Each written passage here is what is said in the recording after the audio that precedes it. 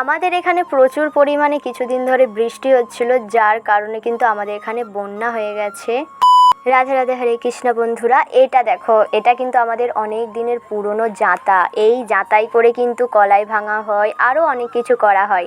আর এই জাঁতাটা দেখছো না, এই জাঁতাটা কিন্তু প্রায় অনেক বাড়িতেই নেই। আমাদের পাড়ার মধ্যে কিন্তু এই জাঁতাটা আমাদের বাড়িতেই আছে। আর এই যে কলাইয়ের যে খোসাগুলো, ওগুলো কি করেছে আমার বোনঝি গুঁড়ি নিয়ে যেয়ে ওর মায়ের গায়ে দিচ্ছে আর আমার দিদার গায়ে দিচ্ছে। আর এটা কিন্তু মুসুর ডাল ছিল। এইটা কিন্তু আমার মাসিমারা চাষ করেছিল 3 বছর আগে, হয়তো 3-4 বছর আগের ডাল, তারও বেশি হতে পারে। সেগুলোকেই এখন রোদে দিয়ে ভালো করে এই জাঁতার সাহায্যে ভেঙে নিচ্ছিলাম খোসাগুলোকে। তবে দোকানে যে মুসুর ডালগুলো, ওগুলো কিন্তু অনেকই পরিষ্কার আর ফ্রেশ। এগুলো কিন্তু চাষ করা তো, তাই কিন্তু এরকম ছিল।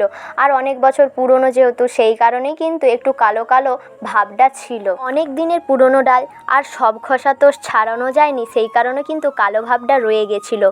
এটা নিয়ে আমাদের এখানে 2বার বন্যা চলে এলো।